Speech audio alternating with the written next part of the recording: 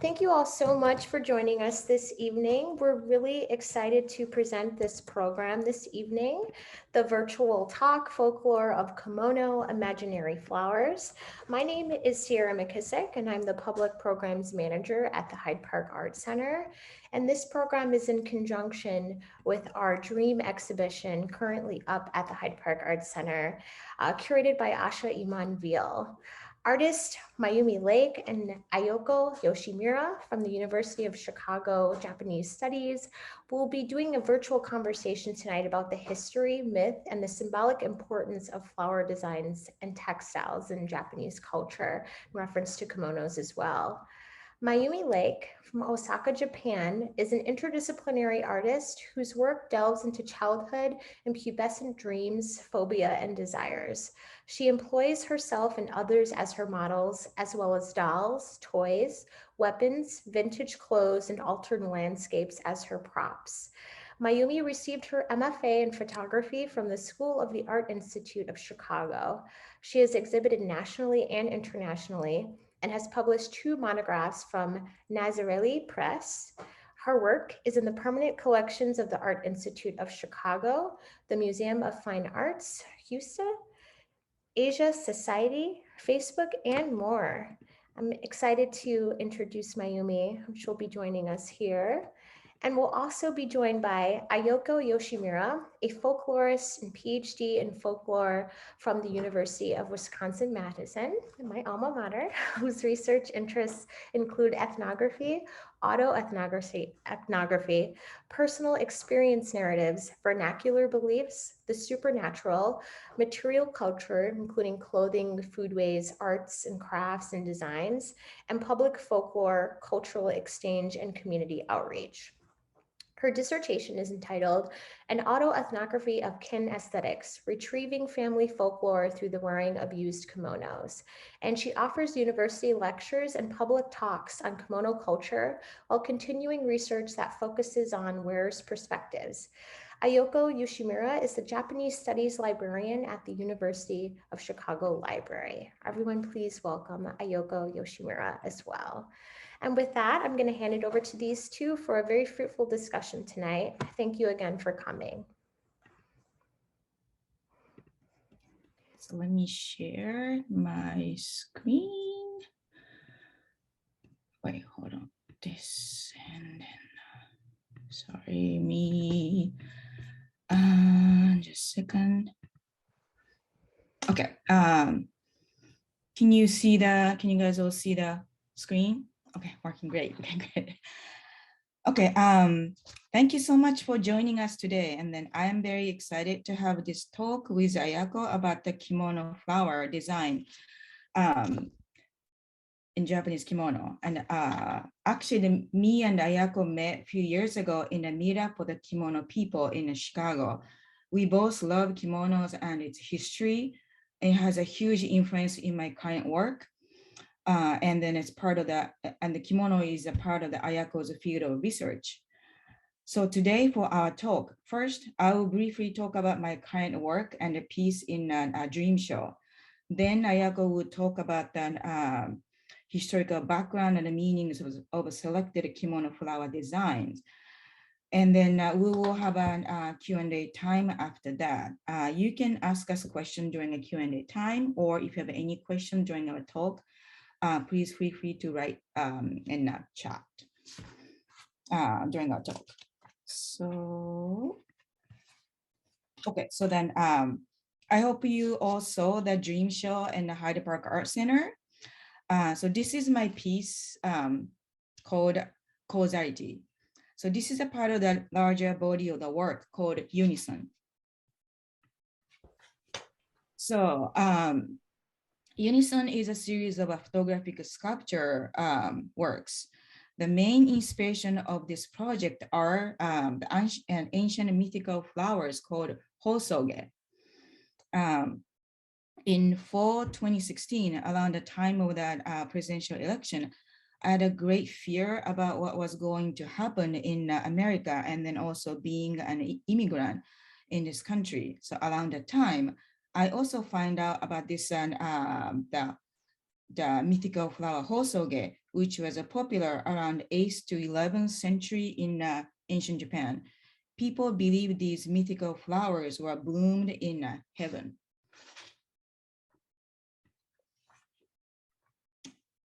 And then in Japan at the time, people feared about uncertainty of the world with the political chaos and then natural disasters. So to cope their fears, people decorated objects and textile and sacred spaces pretty much everywhere with this hosoge. So the bigger their fears, the more immersive the flower became. Then somehow hosoge was long forgotten for many, many centuries. So I felt like my own and then also our time's fear and despair of the uncertainty of the current world. And then strangely synced with the ancient people's fears. So I started to make my own version of a hosoge, which became Unison series. So this is one of the piece that I did. Actually, I did it for Facebook. So Unison pieces started very small wall hanging photo collages, but the more I made, it got bigger and then more immersive, just like what ancient people did. This work is not only reflecting my cultural heritage, but also reflects my own personal history by mixing stuff such as plastic toys, sequins, shiny jewelries, plastic jewelries, the kids' jewelries, anything signifying Western culture that I adored when I was a child. So these are some of the pieces that I made during a pandemic.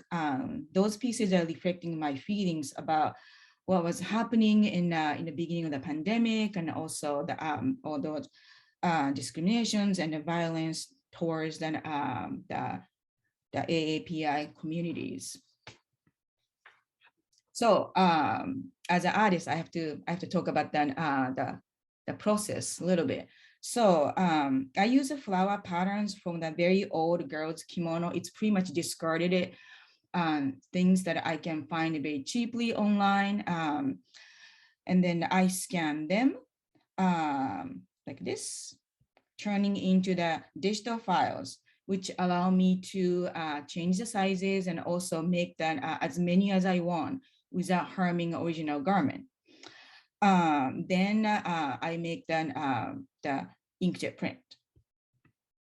And then I cut this each flower will be hand cut, and then make a collage. I usually work on the floor, so I just put it in a stuff on the floor, and then I make my own version of a hosoge, and then backed with wood backings. Okay, so for the piece for the dream show, as a part of the center program, we were supposed to challenge ourselves to new things in our work for the show. So this is my proposal. I'm not like a good drawing person, but this is why I submitted it. So I proposed to make a 3-dimensional work with a movement. Wanting to create the spatial relationship between my work with the viewer, also that taken advantage of the Hyde Park Center's gallery's tall ceilings and suspended from there. So I've been so that up until this time, most of my work has a still two-dimensional nature, but this is pretty big step for me to move into the completely 3-dimensional. So, and then obviously the actual design of the flower got changed a lot over the course of the 1-year center program. Okay, so today's topics is a flower. So I want to talk about my choice of the flower in this piece. I use a lot of chrysanthemums. There is a bunch of the different part of the chrysanthemums here, and the long petals of chrysanthemums. What was that? Pines, bamboo leaves, and then this is a wild ginger plant. And these are going to be Ayako will talk about in next section about the historical meanings. And then I probably should mention about the title. So I titled this piece as a causality. So then the motivation for that is that during the pandemic, especially the last year for me, so many things happened, good or bad. And then it made me aware of how each event and incident are connected. So that's why I made a kind of chain of a connection thing. So all flower is all connected and intervened. And then how one incident can affect somebody's life or rest of the world. So that it's like a totally like a chain reactions. So everything is connected. So that's why I titled this piece as a causality. And also this is my other the visual references. This is a baby musical nursery. I used one of those in when I was a baby. I don't remember, but in the picture, and then I surely have one of these over my childhood futon. And then other inspiration is Star Festival decorations. I love all this the plasticky, the bright color of the strings, which is I incorporated in the bottom part of my piece in the show. So, all right, and then this is the behind the scene of the causality. So that I had this I had somebody to make this metal frame, so that I usually use the wood backing for my unison piece, but I have to wrap my flower around this frame. So I end up using an painted Tyvek, and then I fasten each flower motifs with you can see in here, it's eyelet. And so I think I poked maybe like over 1,000 holes in Tyvek for the entire piece, and then secured it with a little tiny eyelet. So for a while, I don't want to see the eyelet for like a long time. So, and this is a little like an like production sweatshop, so I call it, is happening in my studio. And then this is a miniature mock-up that I used for one of my center programs presentation. And then this is a work in progress for the actual piece. So that is an, oh yeah, and then I think here. So the work is quietly rotates in a space, I'm sorry, not in space, in a gallery. So that was about my work. So now I'm gonna hand my torch to Ayako about, and then she's gonna decode us some mystery of the flowers. Okay, thank you, Mayumi-san, for interesting presentation explaining about your work. And thank you, Sierra, for introducing me. Let me share my, okay. 1 second, please, I'm sorry.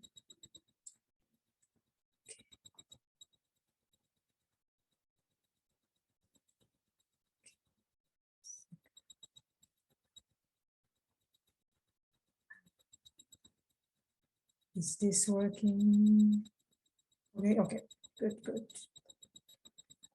Okay, so thank you all for coming on Wednesday night. My name is Ayako Yoshimura.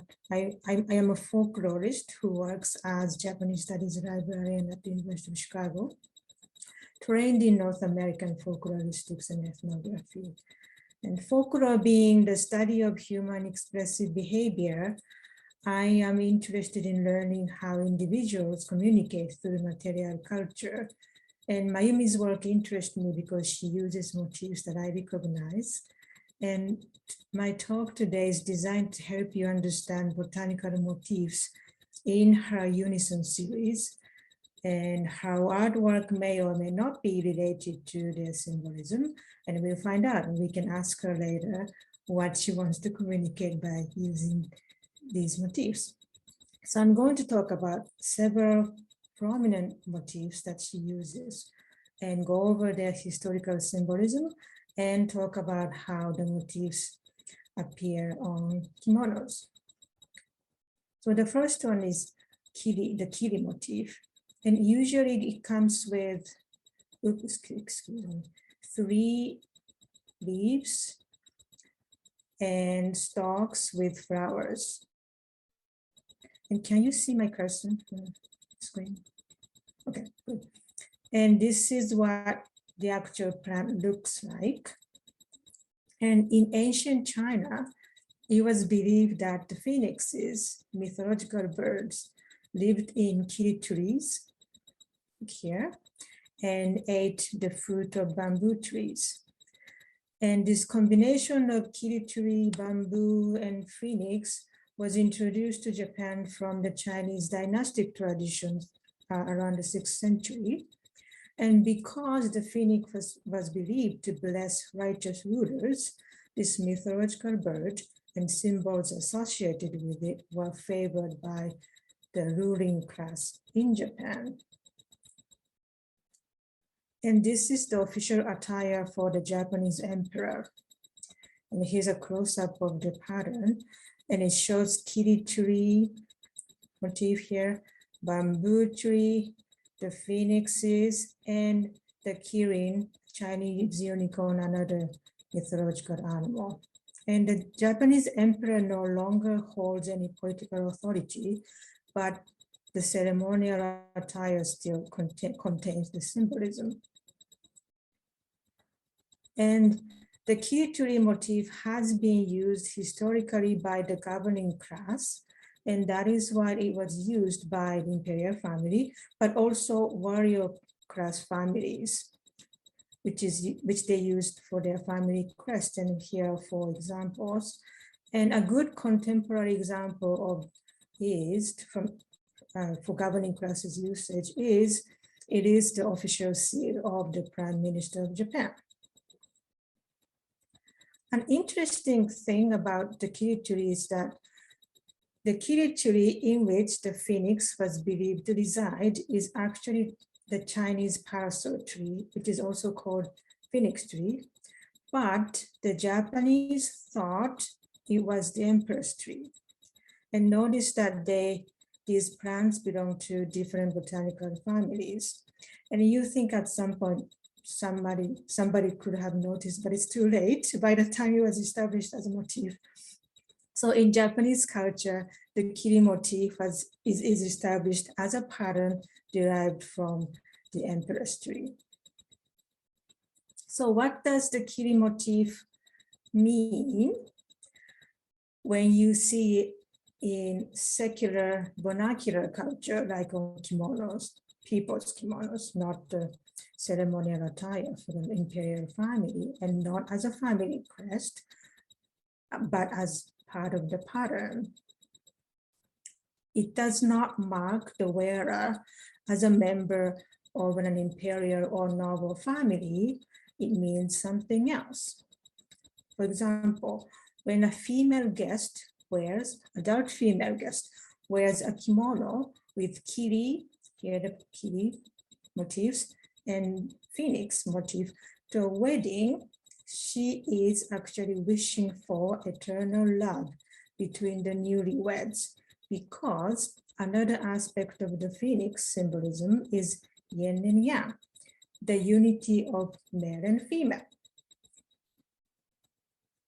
And this is a girl's kimono for her early coming of age ritual. And it has kiri motif here, hope you can recognize that right now. And together with chrysanthemum, these round things are chrysanthemums.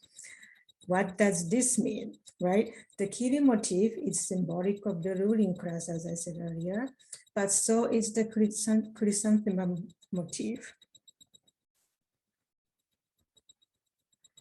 A famous lord from the 16th century is thought to have liked this kiri chrysanthemum combination. And here's a piece that he gifted to one of his warriors. And this lord succeeded in conquering the nation, and his reign lasted for a few decades. And one might imagine, so when someone that powerful uses these two motifs, one might imagine that the motifs are connected to his political achievement. And motifs and patterns that were associated with court life and were used in the past exclusively by the upper class or governing class came to connote auspiciousness among civilians. And because they evoked nobility, elegance, refinement, high status, and so on. So therefore, with this kimono, today, parents can wish for their daughter to grow up with, for example, a noble character, not necessarily wishing her to go up and go up the ladder and then become a noble status. It could be just wishing for noble character. So the meanings of the motif vary depending on the individual, especially today. So, and then I mentioned chrysanthemum, so I'm going to talk about chrysanthemum now. The chrysanthemum was introduced to Japan from China before the end of the first millennium. And because there are so many kinds of chrysanthemums, there are different kinds of chrysanthemum motifs in Japanese culture. But for the actual plant photos, I selected the ones to match roughly the motifs that Mayumi uses. And there are so many different kinds of chrysanthemum that doesn't look like the motif, but so perhaps the most recognizable chrysanthemum motif is the symbol of the imperial family of Japan. And a variation of it is used as the symbol of the nation. So if you're a Japanese citizen, you have this on your passport. And the number of petals for these official seals are set at 16. But the ones that Mayumi uses for our art are again secular vernacular kinds of the chrysanthemum motif. They tend to be multicolored, and the designs are different from the symbols that from the previous slide. And the number of petals, it doesn't really matter. Okay. And actually the chrysanthemum has long been praised by the East Asian aristocracy for its beauty. And it is one of the so-called four noble flowers in Chinese tradition, the concept of which was introduced to Japan in pre-modern times.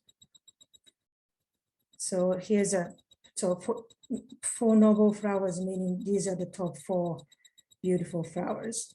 That's plum blossom here, chrysanthemum you see here, bamboo leaves, which I'll talk about later, and orchid. So four noble flowers motif can appear on kimonos today because that tradition is still appreciated in Japanese aesthetics. And also, the chrysanthemum was also considered a heavenly flower for its aesthetic value and for its medicinal benefits. It helps you stay youthful, it's good for your longevity, and because of these qualities, beauty, elegance, good health, longevity, it became one of the most popular flowers in Japanese culture. The flower appears in classical Japanese poems, paintings, and naturally it appears as part of textile patterns. And shown here are kimonos with kikuzukushi, meaning all chrysanthemum patterns. So this big round thing and those small colorful flowers are all chrysanthemums. And here are chrysanthemum round things in different colors. And these are contemporary kimonos. Now we talk about shochikubai, the trio of pine, bamboo, plum. Known as the three friends of winter in Chinese tradition, pine, bamboo, and plum together symbolize perseverance, vitality, and strength, because both the pine and bamboo are evergreen plants that live through the harsh winter. And as for the plum, it endures the cold and blossoms toward the end of winter. So the combination of these three plants was part of China's Tang Dynasty era gardening designs, and that was introduced to Japan then. I will show you the motifs and the plants one by one, as each of them has a specific symbolism associated with it. So here are some variations of the pine tree motif. It usually has cloud shape, and these lines, like these small lines, are pine needles. And this is what a pine tree looks like. And like, for example, like this section resembles the motif, kind of. So back to the motifs. According to Shinto, Japan's native religion, the pine tree is one of the sacred plants in which deities reside. And it also symbolizes longevity because it's evergreen. And here are some variations of the bamboo motif. They are usually represented with 3 or 5 leaves like that. And because that is how they look in reality, I hope you can see the similarity in shapes. So bamboo is another sacred plant in Shinto. It's used in many rituals, and also it grows straight up. So it symbolizes integrity, just like in English, we speak of rectitude or being as straight as an arrow or a straight shooter. I hope that makes sense to you, English speakers. And because it's strong yet malleable, such that it can withstand powerful winds, it symbolizes resilience. Also, all good qualities for human to have. And here, plum blossom motif variations. It's usually 5 rounded petals or 3 petals in the back and 2 in the front to create 3-dimensional effect. The plum produces small red, pink, white flowers that announce the end of winter and the arrival of spring. And in fact, it's plum blossom season right now in Japan. And there are many varieties of plum with more than 5 petals. But in motifs, 5 rounded petals is the default design. And plum was once the flower in classical Japanese literature due to its beauty. And the plum fruit also has medicinal benefits. So beauty and strength, those are the qualities, the values that are associated with the plum motif. So these botanical qualities of 3 plants are variable for humans to possess. And this is what makes them auspicious motifs in Japanese culture. So let us look at some kimonos, contemporary kimonos for celebratory occasions. I picked sample for each. So here are 3 pine motif dominant kimonos. You see these crowds, 2 different kind of crowds. And here are chrysanthemums inside them. And then here's a pine tree, plum blossoms, and bamboo. Yeah, right. And this is 3 with the bamboo motif prominent. So you see bamboo stalks here, leaves here, with other flowers like chrysanthemum. The one in the middle, the pale lines are bamboo stalks, and then these small things are plums sprinkled about. Okay, and now the example for plum prominent kimonos. This, I think, is bridal kimono, and then it comes with cranes. So it's a head, beak, a long neck, and wings, in case you've never seen that. And these are plum blossoms, okay? And then the second one is plums, like small plums on plums. It's plums, small plums on bigger plums. And then these are chrysanthemum motifs here. Okay, so all these 9 kimonos are auspicious, and it is basically up to you which one you want to wear. You can pick by design or color scheme or meanings of these motifs, but it's just a matter of you picking what suits your taste. Right? The last one is aoi motif.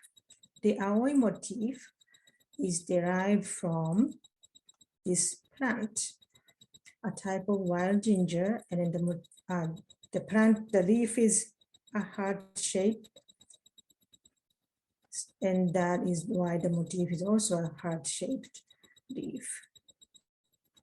The pattern is most famous for the as the symbol of the common shrines in Kyoto, and as the family crest of the Tokugawas, the clan that ruled Japan for almost 300 years before the end of the 19th century. And here are some kimonos with the aoi motif. The one on the left here, this is aoi motif, and so is this one. And it comes with also wisteria. These are wisterias. And then these two flowers, these two plants are associated with early spring. So that makes this kimono quite suitable for early spring. And this kimono on the right is aoi motifs in different colors. So as we have seen, the botanical characteristics and or the historical associations with nobility still inform the symbolism of the motifs on contemporary kimonos. And it is up to individual to decide what meanings they wish to communicate. So this is the end of my presentation. Thank you. And thank you, Mayumi, for showing the motifs.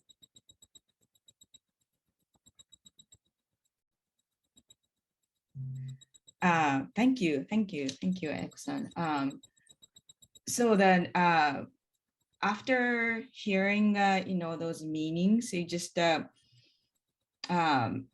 kind of, that for the some pieces that I made, it's a reading of the meaning is completely shifted it, which is very exciting. But then, as I was talking to you before, when I was making my own hosoge pattern, I usually don't think anything about the meaning. I mean, today I found out so many new meanings.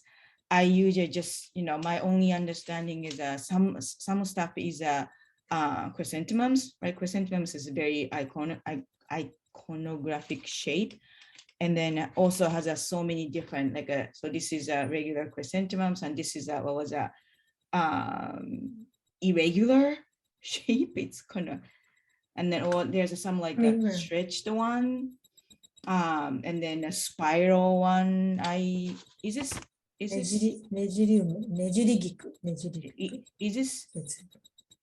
chrysanthemums? Yes, nejirigiku. Yeah. Okay. But it's designed.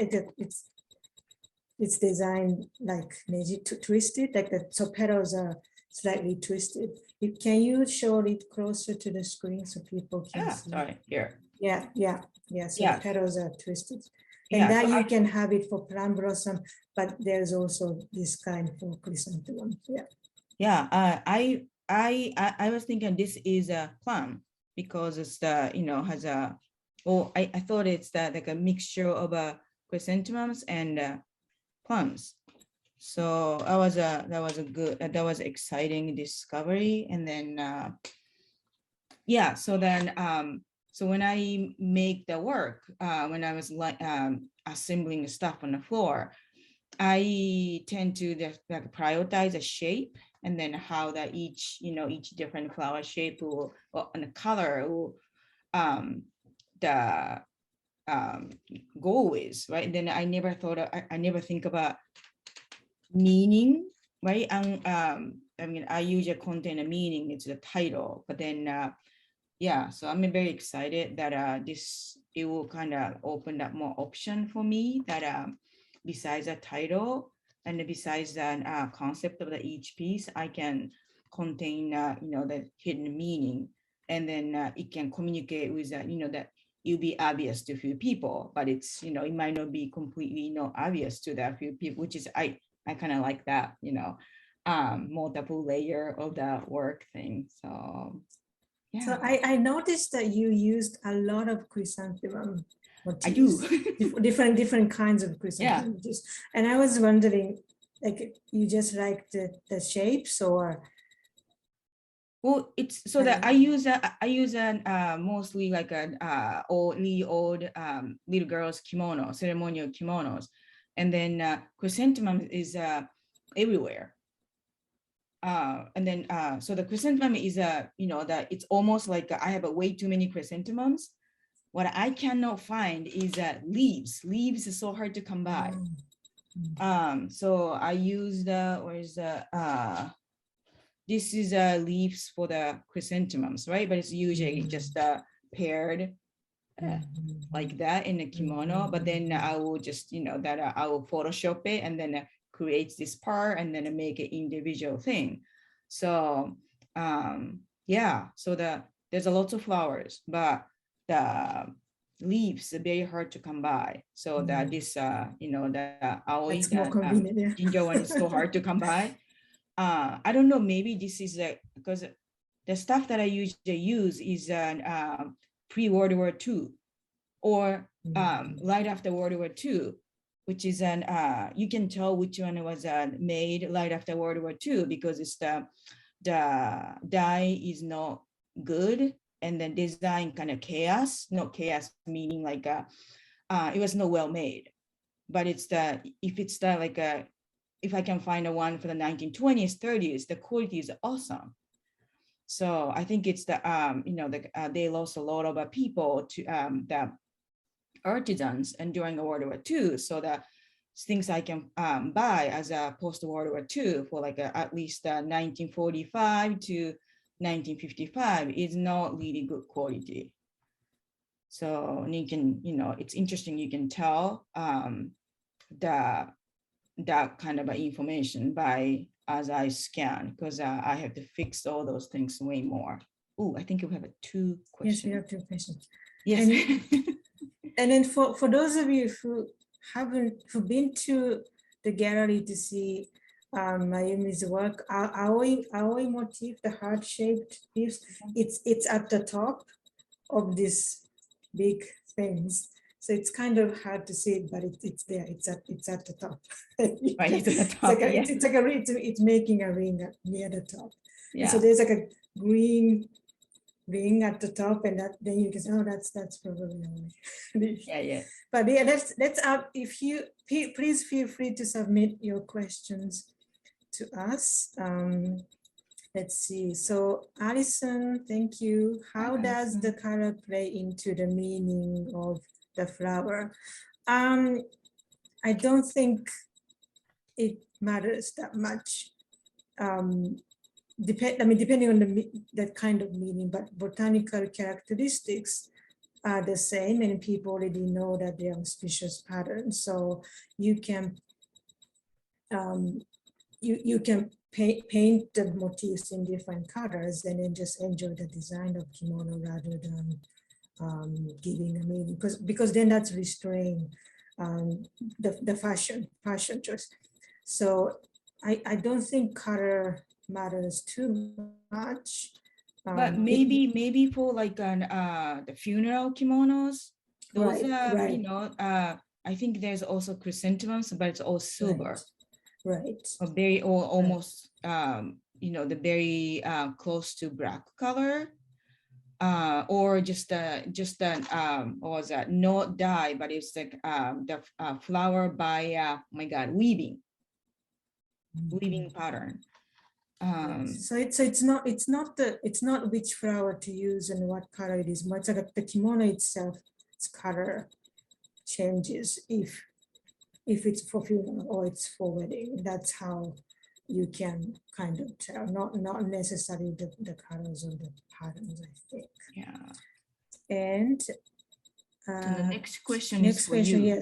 yes. So many people think that aoi is hollyhock, and yes, there's a flower called aoi, and then that's hollyhock.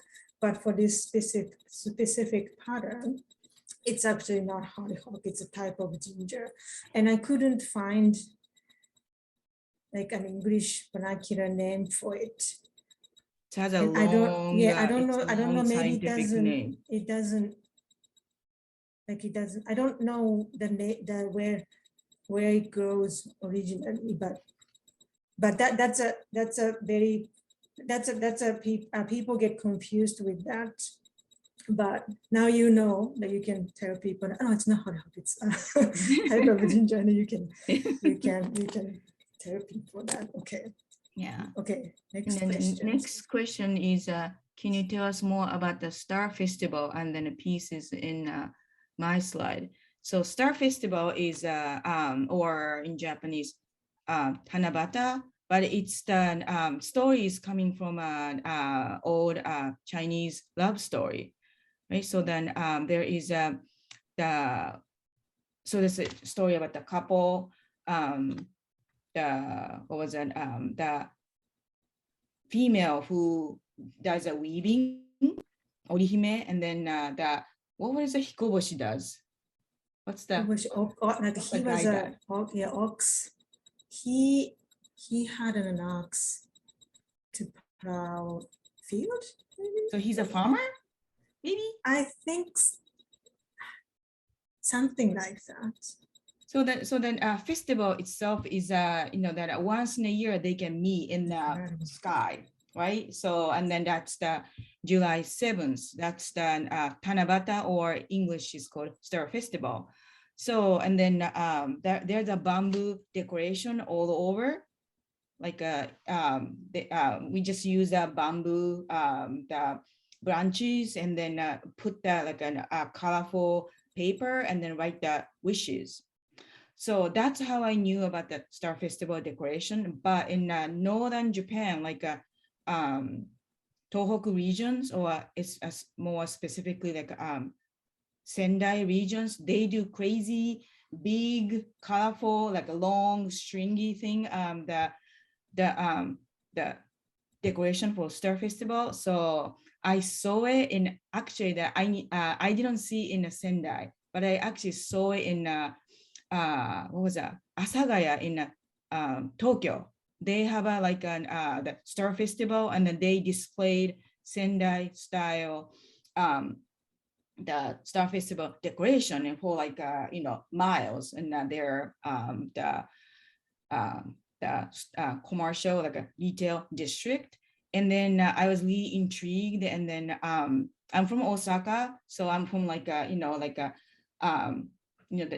Osaka, and then Osaka and Kyoto, and then Tokyo sometimes has a different culture. So, but I mean, and then Tohoku is much even different culture sometimes. So I was very intrigued to see that colorful, like a burst of the color and all those hanging stuff. And then for my piece, I wanted to, so that it has like a motor and it's rotate. And then I wanted to add a movement in the bottom part, kind of like an, what was that, jellyfish kind of, or, so the top part is obviously heavy, so it doesn't really move. I mean, it's moving by itself, but its individual pieces doesn't flap or anything. So I wanted to add a movement in the bottom. So then I said, oh, I want to make something similar to Star Festival thing. So it was just this is an plastic tape, and then I just assembled it, and then put it and then mix with a flower. So hopefully that's the, hopefully I answered your question. Okay, so the next question. Yes, Cornelia. Cornelia-san. Hi. And then yes, she has a kimono. She has a photo with a kimono. Okay. Beautiful. So yeah. Very good question. Very good question. Should I read a question or? Okay, yes. Yeah. Maybe we should, yes. Question to Ayako-san. Slide 18 about the four gentlemen. The flowers, the four shikunshi. Yeah, shikunshi. Hi. Yeah. There is a flower. There's that find and often. So she couldn't see them. Like she saw it's more like narcissus looking rather than orchid looking.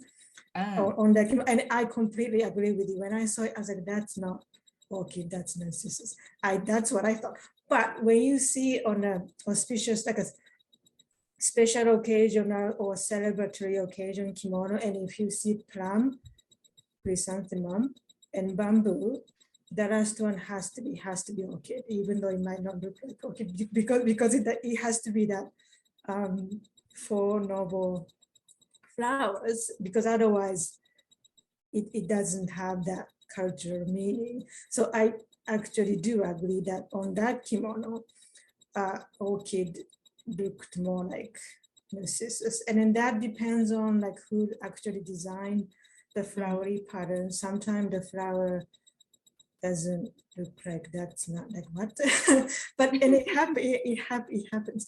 But when you have three of the four noble flowers, it got to be orchid.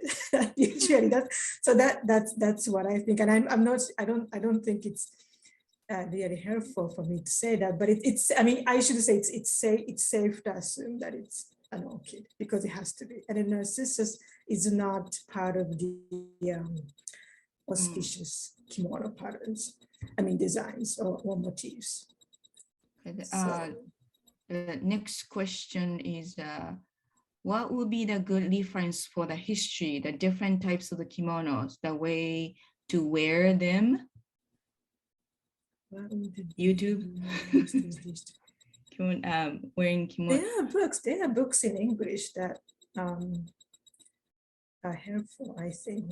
Do you, Ayako-san, do you have something like that in UOC Japan Library? But yes. I can't think of it off the top of my head.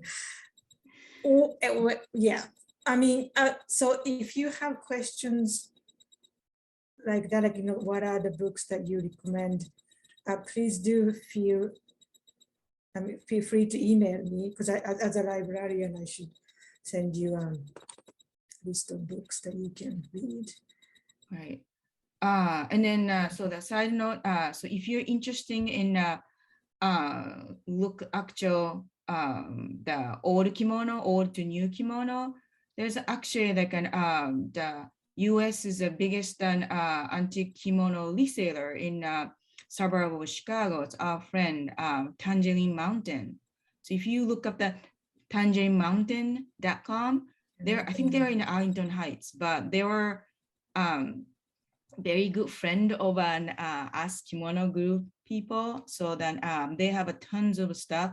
Also, I think they start to make some instructional video too. So you might be able to find it in their Facebook page or their YouTube channel. So yeah, kimono is fun. So you will enjoy it. And then some Riley's asking, other than the streamers, were there other further reasons why you drew inspiration from Tanabata Matsu? Other than streamers, were there any further reasons why you draw inspiration from Tanabata Matsu? I was, that for the, so this is also the meaning is a causality, right? So it's a one event related to another. So I was kind of like the one event meets another event. So it's kind of thinking about those two lovers. It's the meeting and the middle point, and then the sparks the love. So something like all those chain reaction of the people's emotion. So this is so that lots of, as I say, lots of events happen to me, and then it creates like emotional reaction, and it's also that will lead me to do some kind of action, right? So that is all related to that. So I thought it's done. Star Festival is this also like kind of, it's more love story, but I wanted to bring some positive the references, but half of them, half of my answer is visually it fits to this piece, and then my second reason is I like this interaction, those two characters, and then causing the romance event, and then it's either like it was half tragic story, half the happy story, so it's kind of related to what happened to me. So yes. And Catherine, thank you for posting the story behind Tanabata Matsuri. And thank you, Cornelia, for posting. Yes, this is the Kimono Design and Introduction to Textile and Pattern. That it's a good book. Yes, thank you. And it's 6:57. Oh, yeah. Are we Yeah, Sierra, it's Yeah. how do you Does anyone else have any questions that they'd like to ask in our last couple of minutes together? Thank you so much, Mayumi and Ayako. That was a wonderful conversation. I was so glad to learn about the history and the folklore and the flowers and their meanings. It was very insightful. Yeah. Thank you. Yeah, feel thank free you for to add your comments to the chat, or if you'd like to make a comment, feel free to unmute yourself or ask a question in the meantime. We do have some really great programming coming up around our Dream exhibition. And for those of you who don't know, the Dream exhibition is centered around our center program, which is a great way for artists to develop new work and receive feedback from art professionals in the field, and then work towards an exhibition at the Art Center. Over the course of 8 months, artists are in conversation with a peer network, guest artists, gallerists, critics, and professionals to push about 20 artists to answer tough questions and evolve their practice. So like Mayumi said, she created this 3D piece for the first time in response to the challenges that the center program brought to her. And what a wonderful way to kind of expand and evolve your practice. And I'm excited to see what comes forth. Maybe you'll make more 3D work, a more movement-based work. It was so much beauty and very, very exciting. So thank you so much for sharing that. And I hope that it was a wonderful experience. The exhibition was curated by Ashaiman Veal, and the artists were thinking through conceptual multiplicity and the body as monument. They're also thinking of what type of better world they would like to author in the future. The exhibition is on view through March 20th. And we have a couple of other programs coming up around the exhibition. On March 5th, we have D. Lenny Hansen, who will be leading a silver point workshop from a Black artist perspective. The workshop will accept about 15 people. It's on our website. You can register if you're interested in learning more about that. That will be in person at the Art Center. And then on Monday, March 7th, we have a conversation with Denenge. It's moderated by Denenge, Auguste Aplen, who will be talking about Afrofuturism and Afro-Latin futurism as well, in indigenous culture. And I'm very, very excited about that one too. So check out all of our programs on our website at hydeparkart.org. And with that, we're going to close out the evening. Thank you all so much for joining us, and we hope to see you soon. Thank you so much. Thank you very much.